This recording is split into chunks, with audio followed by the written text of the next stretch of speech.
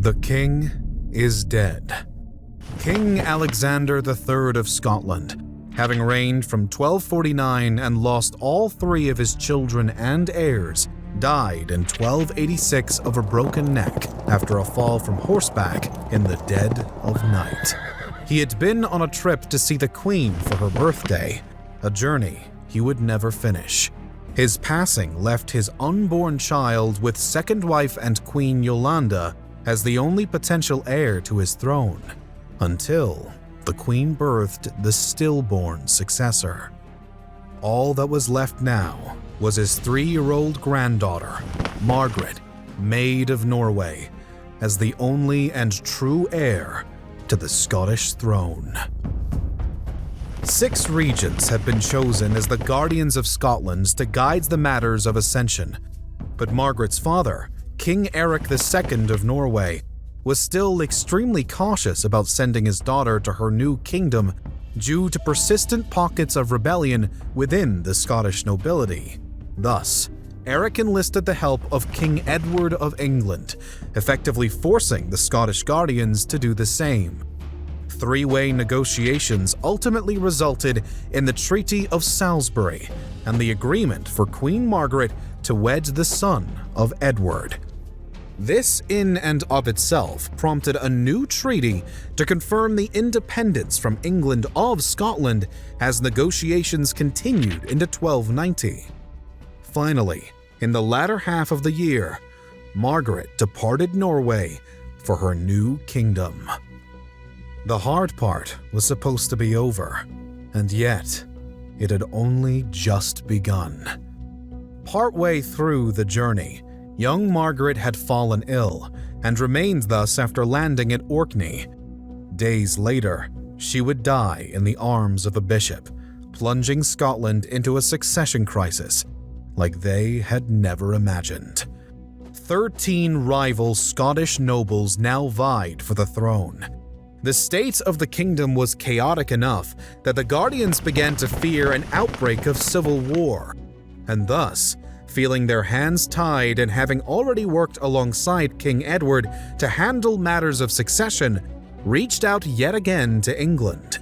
Their hope was that Edward could narrow down the claimants to one justified heir and help prevent an armed conflict surrounding the matter. Edward, realizing that he could use this situation to his own advantage and that of England, agreed to meet the Guardians at Norham in 1291 to discuss the matter. Once talks began, the Guardians quickly learned that the King of England wasn't open to doing any unreturned favors. In fact, Edward demanded that if he were to help the Scots, he would have to be recognized as Lord Paramount of Scotland, something that the Guardians outright refused to do. Edward wasn't easy to dissuade, however, and he knew that this was too good an opportunity to pass up. Thus, he gave all of the claimants 3 weeks to agree to his terms, a time frame that would allow his own troops to reach Scotland from England in case their support was needed. But due to the fact that many of the claimants had feared losing their estates in England if they refused, all recognized Edward as Lord Paramount by the end of the 3 weeks. The Guardians had been overridden, and with Edward's foot in the door, it was too late to kick him out. The new Lord Paramount, furthermore, had no intentions of easing his way into Scotland. Instead, he swiftly got to work taking over. With all royal castles being ordered into his care, he went so far as to deplatform all Scottish officials only to then appoint them himself. The wheels were turning and they were spinning fast, making it all but impossible for the Guardians to resist any longer. Consequently, despite their initial defiance, on June 13, 1291, the Guardians of Scotland and leading Scottish nobles pledged allegiance to Edward I of England as Lord Paramount of Scotland. On July 27, 1291, the last of the Scottish common folk were forced to fall in line. With his role in Scotland established, Edward now turns to picking a claimant for the Scottish throne who would benefit his own standing. A series of 13 meetings eventually narrowed things down to two valid options who could trace their ancestry easily back to the royal family: John Balliol, Lord of Galloway, and Robert de Bruce, 5th Lord of Annandale. Edward then ordered these two claimants to each pick 40 arbiters, while he would pick another 24. When all was said and done, the arbiter majority chose John Balliol to be the new King of Scotland, and Edward happily agreed. His new puppet would be crowned on November 30th at Scone Abbey, and it seems that the Kingdom of Scotland had been subjugated in one war-free summer. It seemed that way. Whether Edward had anticipated it or not, the Scots as a whole were not ready to roll over and accept defeat, particularly not when it came to the faction of Robert de Bruce. He and his men wasted no time putting pressure on the new king, making clear their displeasure with his spineless surrender to the English. As tensions were thrown onto an incline, King Balliol found himself under even more pressure when King Edward summoned him to discuss a new deadline. Only a few years into John's reign, the King of England laid out his newest demand. Balliol must provide Scottish troops and funds for the English invasion of France no later than September 1st, 1294. Now properly wedged between a rock and a hard place, the king returns to Scotland. The council was summoned. The fate of the kingdom once more needed to be discussed. Scotland was one decision away from either securing its status as an English vassal or breaking its chains and feeling the splendor of liberty once more. The council and king discussed and debated for days, sometimes with tempers running high, but others with signs of unity approaching.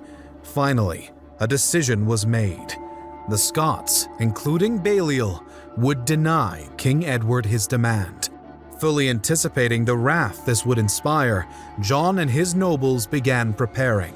Within weeks, a new war council was formed, made up of 4 barons, 4 bishops, and 4 earls, and tasked with the job of advising King Balliol in the conflict they'd just inspired. Next, the Scots evaluated what help they could rely on from outside their borders. Who were England's foes? Well, for one, France. Emissaries were shortly on their way from Scotland to inform King Philip IV of France of the impending English invasion, and of course with the hope of winning over French support. The plan worked fairly well, as Philip responded by signing a treaty with the Scots that would require France to support the former as long as Scotland invaded England once the latter stepped foot in France. The deal was then solidified with the agreement to marry Balliol's son to Philip's niece. All was going well for the Scots, and now it was on to Norway. Hoping to double down on building overseas alliances, the Scots next signed a treaty with King Eric II of Norway, although realistically it would be the deal with the French that served them better. Nevertheless, the Norwegians were intended to supply the Scots with 100 ships for 4 months out of the year if the French and English, and thus the Scottish, remained at war. This would be done in exchange for 50,000 groats, but the agreement would end up going unacted upon. Regardless, by now, King Edward of England was on to the Scots. In 1295, the King of England became aware of what is now referred to as the Auld Alliance, learning of the plan for Scotland to invade in defense of the French, and subsequently began bulking up his defenses on England's border with the Lowlands. The following months carried an air of great tension and anticipation. Edward now saw Balliol, who he'd thought would be his puppet, as a new danger to his authority, thus stripping Scotland's king of castles and boroughs. With both monarchs now fully aware of the impending clash, Balliol called all able Scotsmen to arms, and Edward demanded over 200 of his tenants from Newcastle to unite into a militia. The end of 1296's winter and the start of spring saw troops coming together on both sides of the border. It was only a matter of time now. After a minor raid by 7 Scottish earls into Carlisle, the English launched their invasion, but not into France, into Scotland. The words of Bauer's Scottish Chronicon give a grim image of how King Edward's first attack, the sack of Berwick, played out. It was a horrifying start to the First War of Scottish independence. Having made their dramatic entry into Scotland, the English now looked to Dunbar to take the castle of the Earl of March. His wife, a Scot from the Cummin family, had sided with her fellow countrymen and thus allowed the castle to fall into their hands. For that reason, Edward aimed to seize it himself and thus triggered the Battle of Dunbar. The clash was likely a cavalry brawl and saw an uncounted, though possibly low number of casualties, but a clear English victory. Over 100 Scots, including lords and knights, were taken prisoner by the end, and the following day saw the castle surrender to King Edward himself.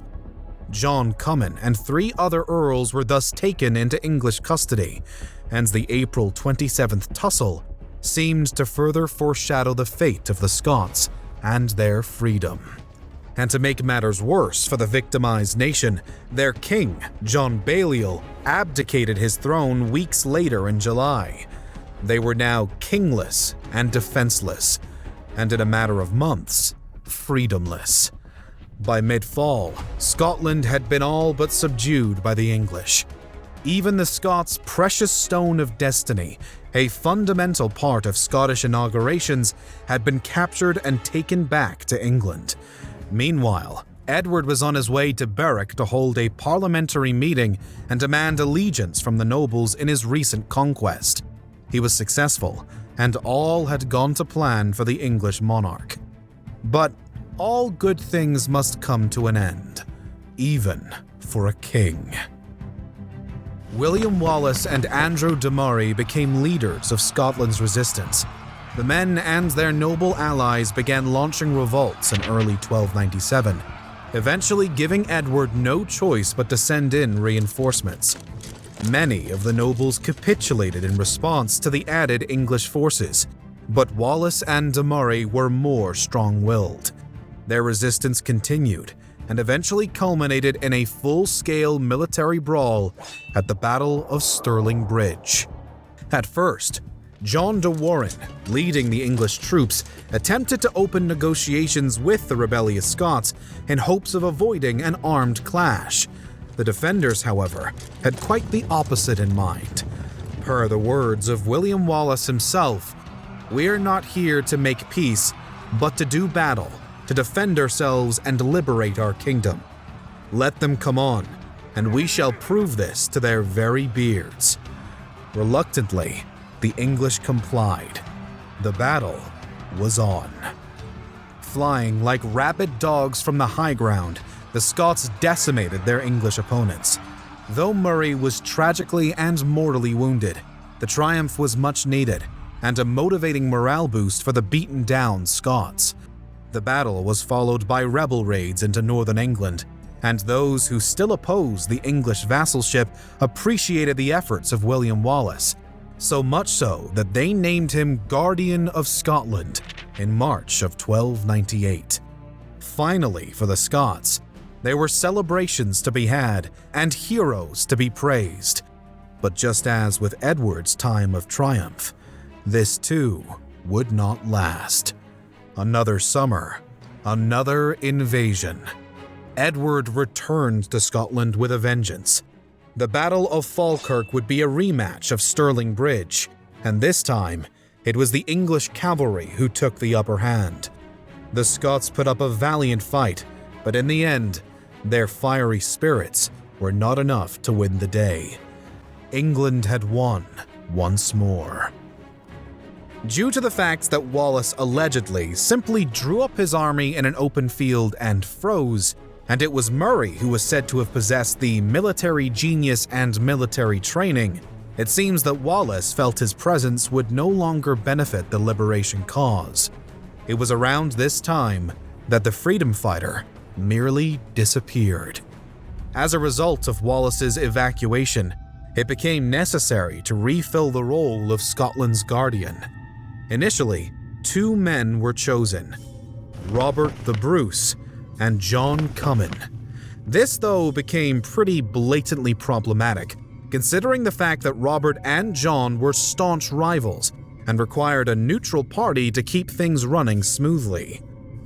To provide this balance that the Guardians necessitated, William de Lamberton, Bishop of St. Andrews, was named as the 3rd Guardian of Scotland to hopefully neutralize tensions and disputes between his colleagues.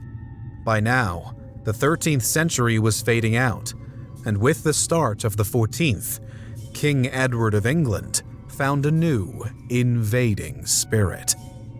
Edward's violent campaigns into Scotland picked back up in 1300 and carried on for the year to come. There was a short-lived truce in 1302, but it was just that, short-lived. On February 24, 1303, the war had picked back up at full speed and culminated in the Battle of Roslin.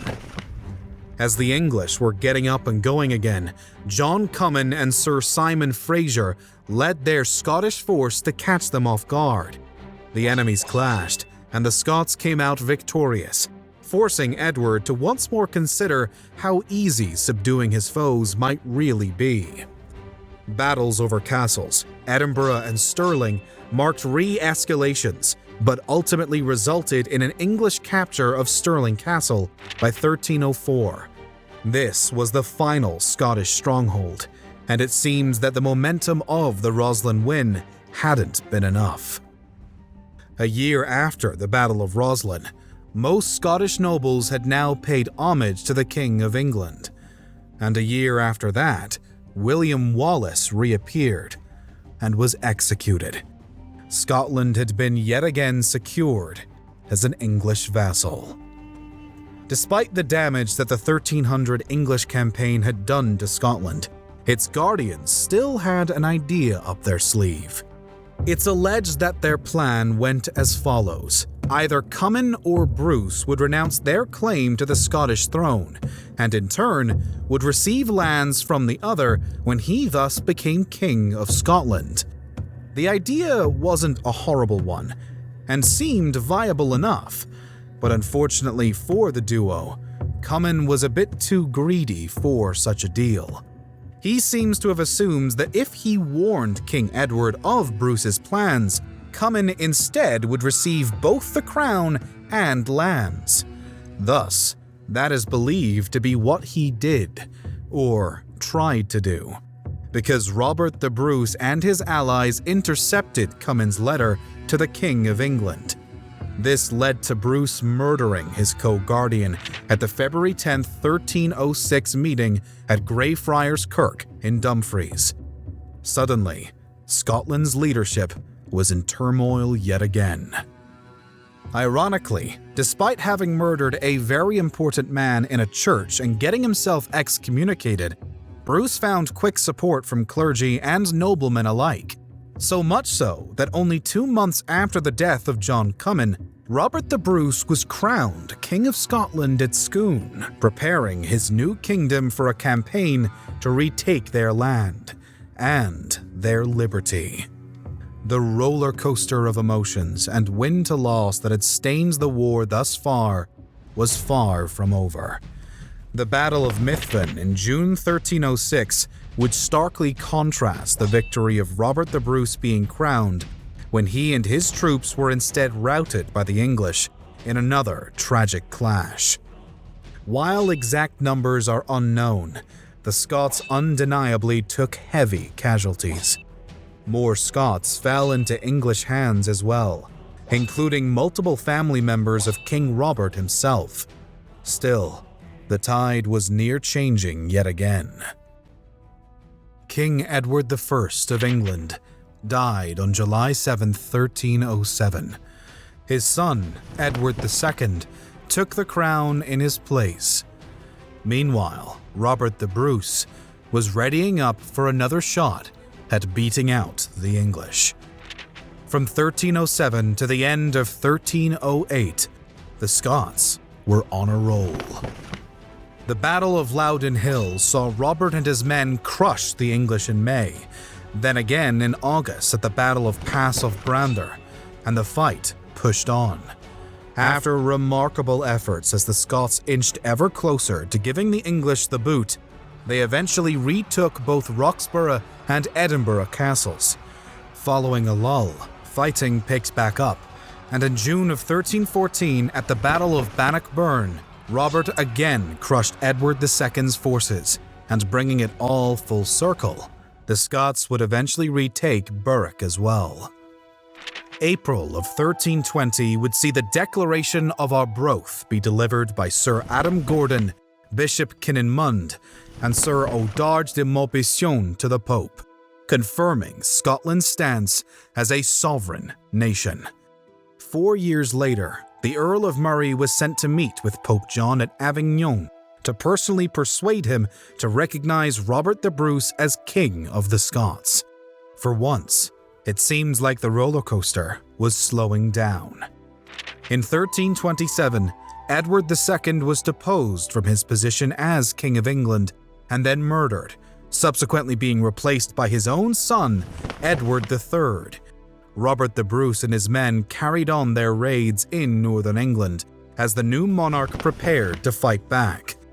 The Scots and English met at the Battle of Stanhope, which demoralized and drained the latter so severely that King Edward III was soon forced into negotiations with the Scots.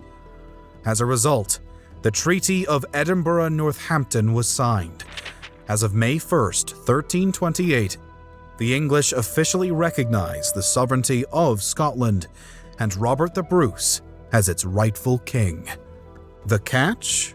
Robert's son and heir to the Scottish throne was to marry the sister of King Edward. Military conflict between the Scots and the English had, in theory, been ended with the Treaty of Edinburgh-Northampton. But what are theories for but to be disproven? It was a rapidly demoralizing defeat at the Battle of Stanhope Park that had strong-armed the English into making peace with the would-be conquered Scots. After the newly ascended 14-year-old King Edward III was nearly captured during the impassioned campaign, the boy ruler's regents were pulled to the negotiation table. His mother, Isabella of France, and her lover, one Roger Mortimer, thus reluctantly agreed to the Treaty of Edinburgh-Northampton in 1328, which the young monarch was subsequently forced to sign despite his own reservations. Edward would later slander the agreement as a shameful peace in what many view as a move of opportunism, yet others see as nothing more than a vengeful spirit. Whatever the reason, Edward was beyond displeased, and only 2 years later would have his own mother detained and her lover executed. And if he was to establish his own power as a teenage king, he would need and find not just internal, but external support.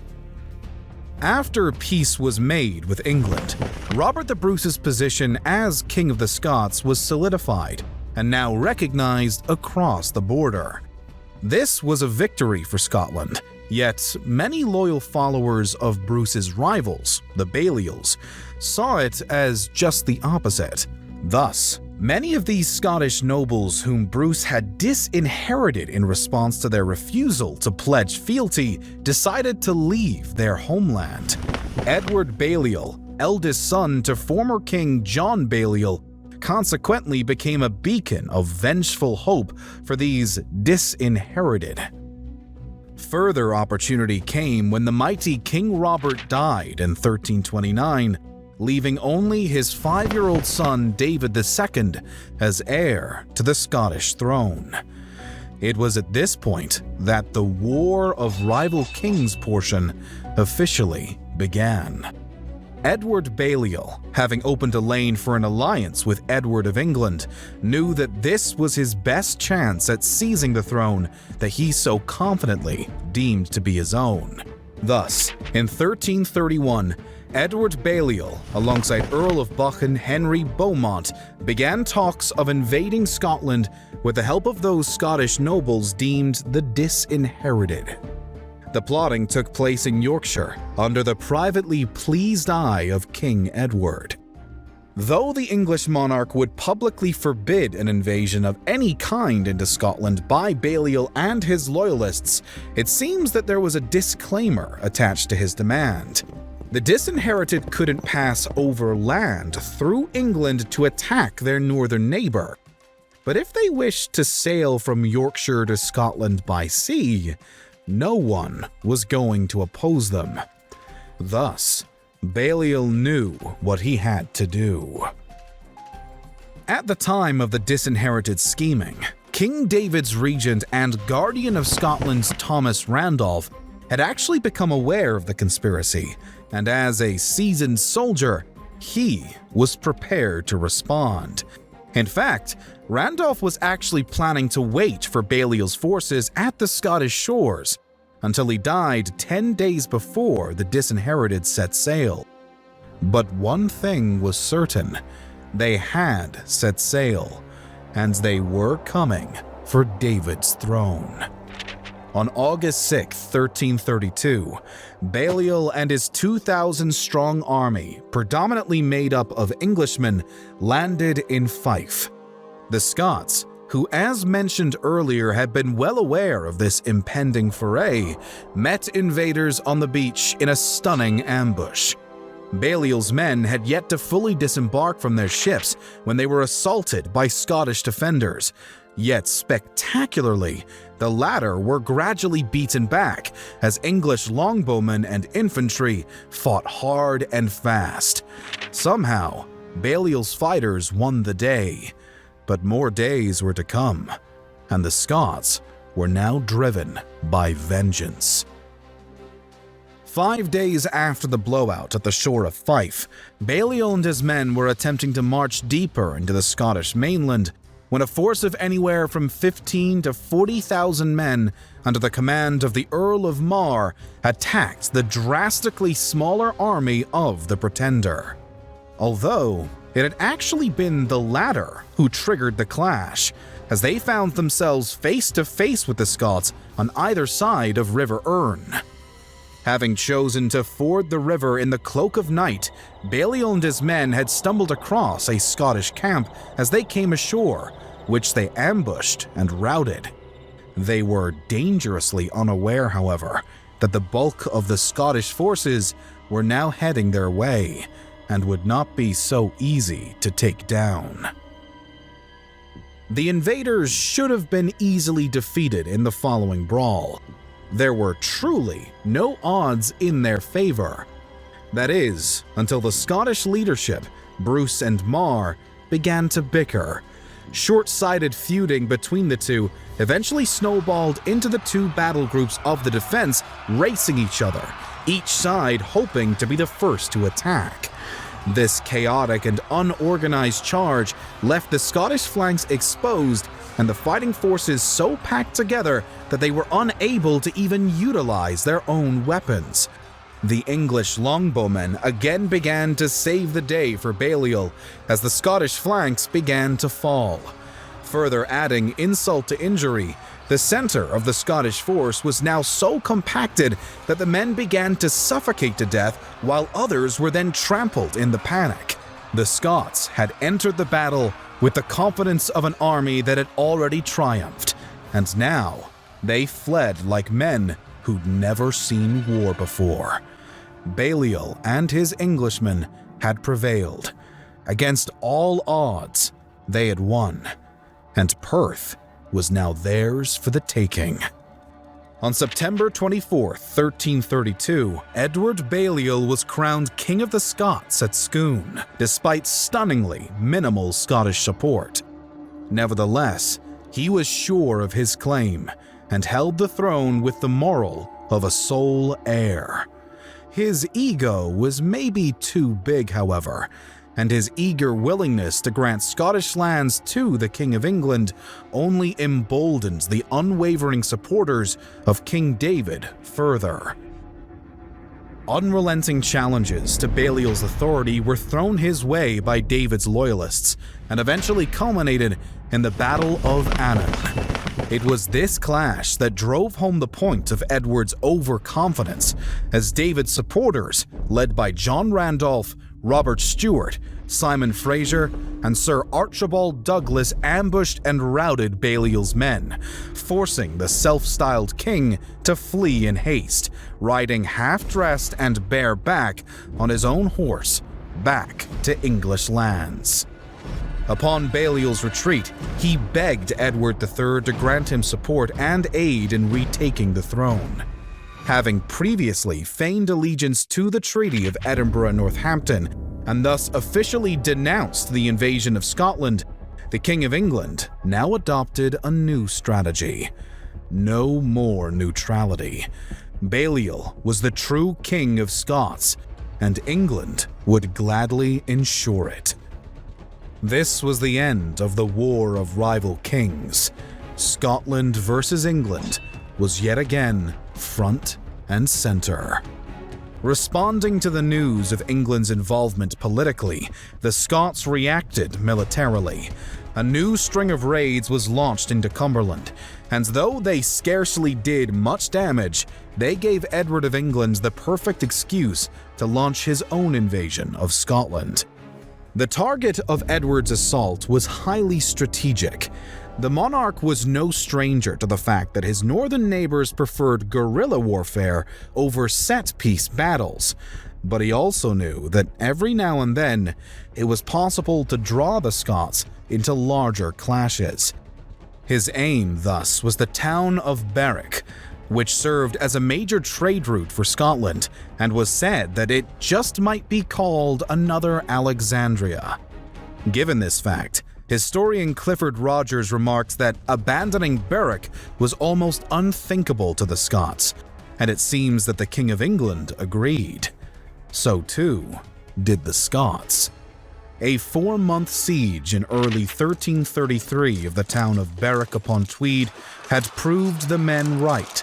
After attempts to relieve the town had failed, Scottish defenders endeavored to make headway by attacking the English at Halidon Hill, but this too fell short, and the Scots at Berwick soon capitulated.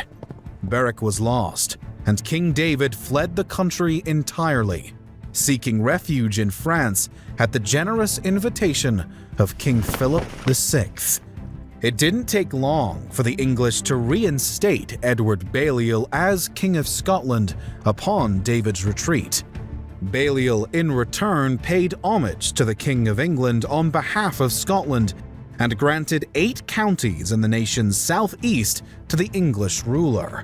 Further resistance by David's partisans was crushed, and it seems that all was lost for the dream of Scottish freedom.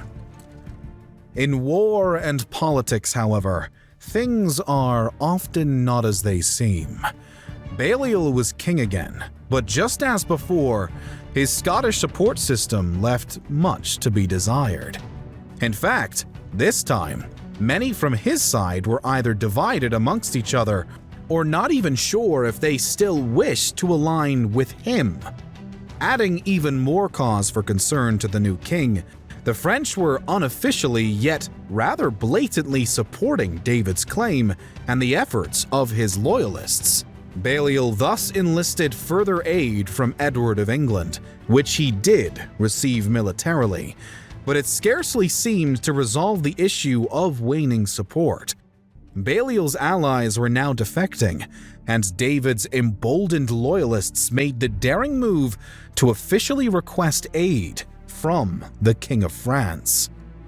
The Auld Alliance between France and Scotland had been renewed back in 1326 after its birth during the First War of Independence.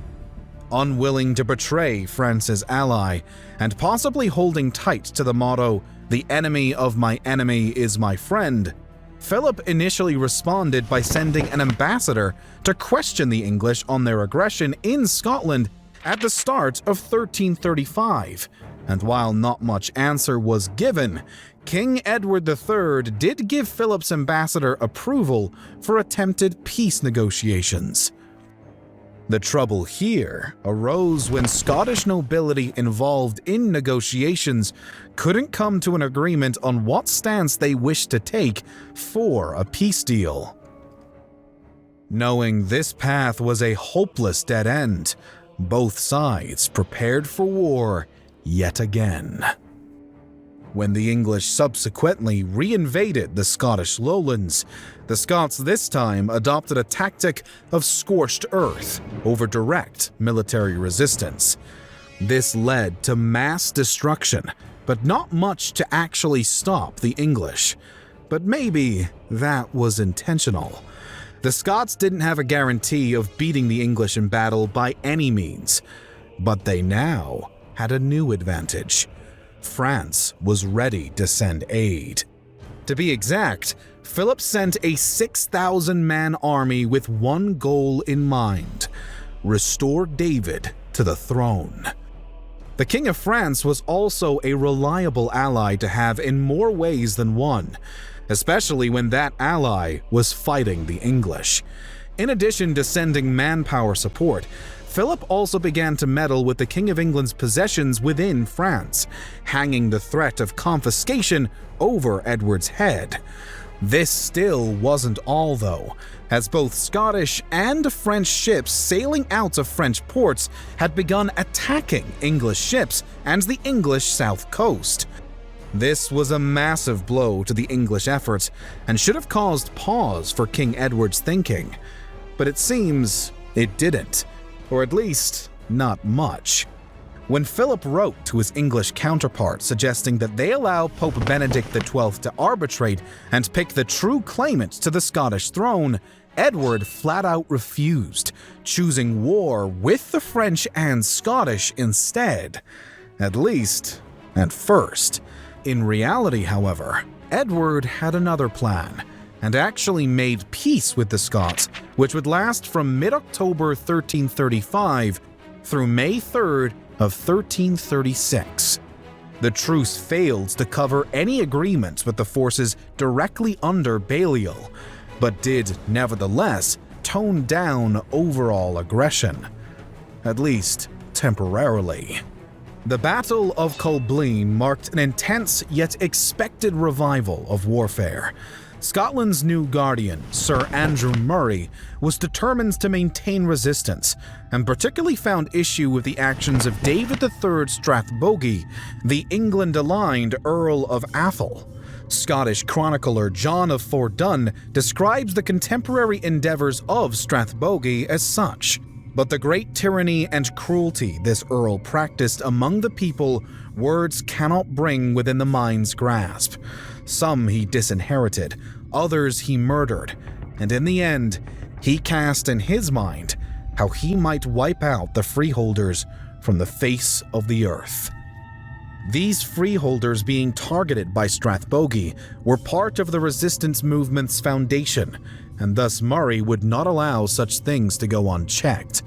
Furthermore, Strathbogie made the men's growing rivalry more personal when he assaulted Kildrummy Castle, which currently lay in the hands of Lady Christina Bruce, aunt to King David and wife to Murray.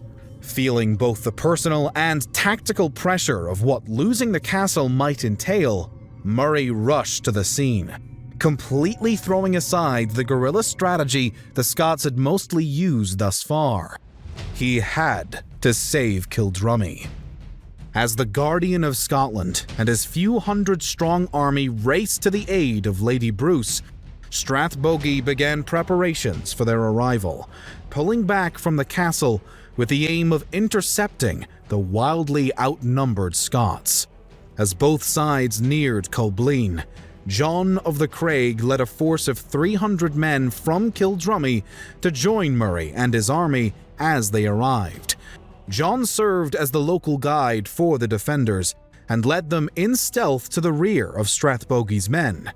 But their cover was blown at the last second, and the ambush had instead turned into a fair fight.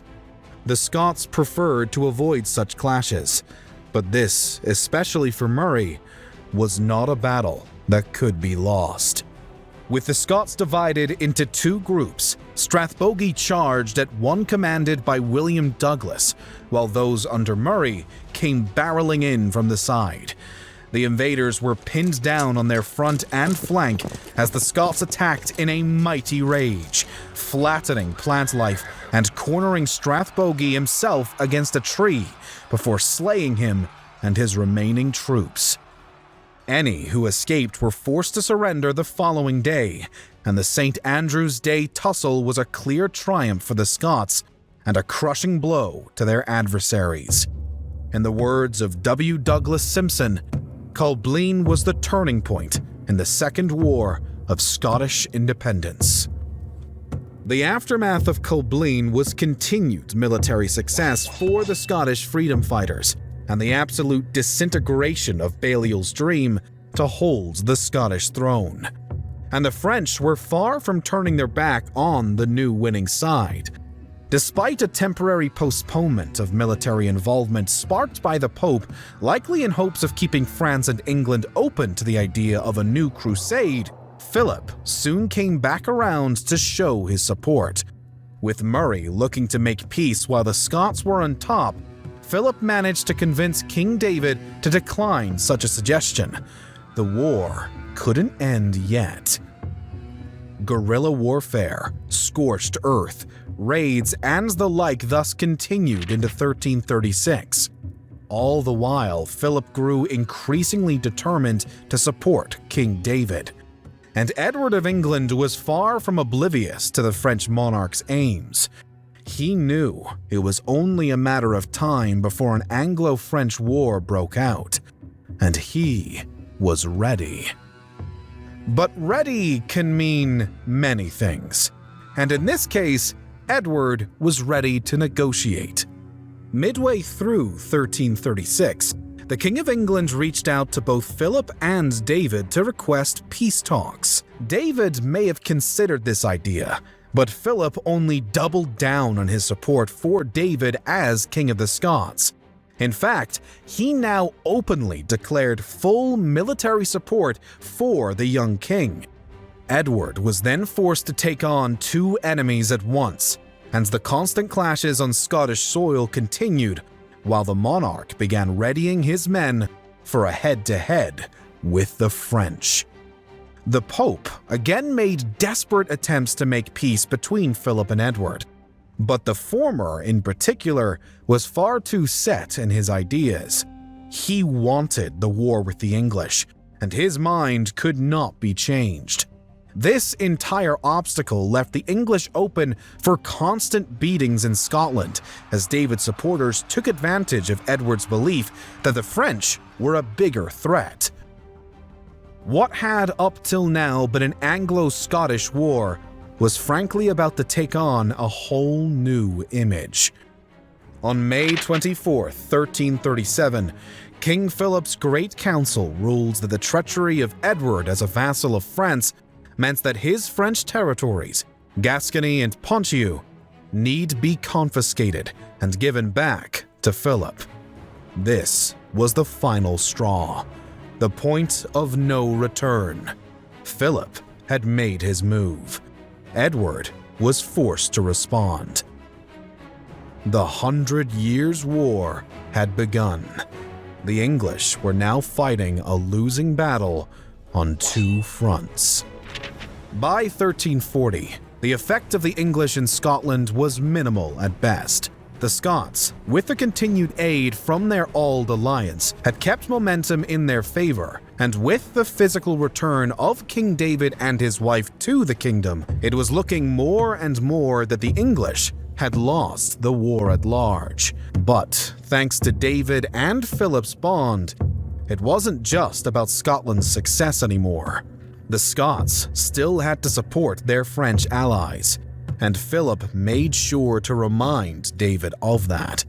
"I beg you, I implore you, do for me what I would willingly do for you in such a crisis, and do it as quickly as you are able," the King of France urged him as Edward's men began landing in Normandy. David, believing that England would by now have minimal troops to defend itself, promptly invaded his southern neighbor. David was wrong, and the Scots faced stiff resistance upon entering England's north. The King of the Scots had been wrong, but he wasn't stupid.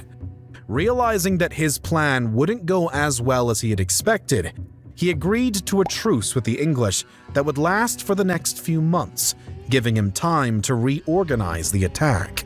Thus, on October 7th, the Scots re-invaded England, this time with a 12,000-strong army supplied by France. The English, nevertheless, were again prepared and met their attackers with a large army of their own.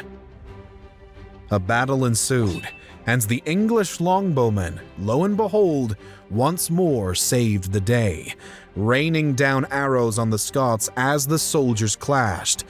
Despite valiant efforts by the Scotsmen, the English managed to defend their territory and ultimately routed the invading force, severely wounding King David and seizing him before the battle's end. David's subsequent captivity opened the door for Balliol to once more make a go at taking the Scottish throne. Standing in his way was David's nephew and heir apparent, Stuart, named guardian and regent for the captive king. Mistrust riddled the dynamic between uncle and nephew, but the English were nevertheless preoccupied with France, and Balliol struggled to rally support.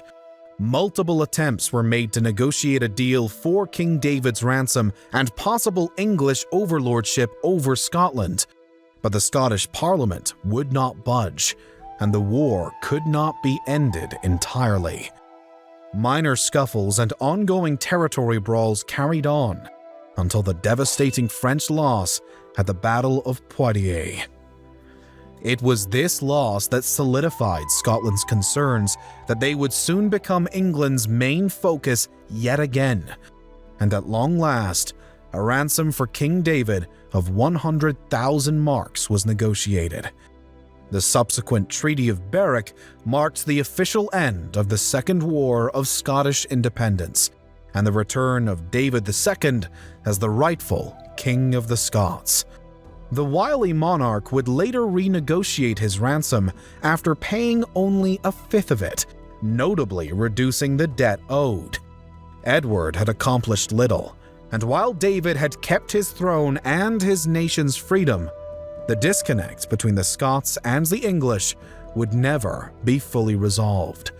This war was over, but it wasn't the first, and it wouldn't be the last.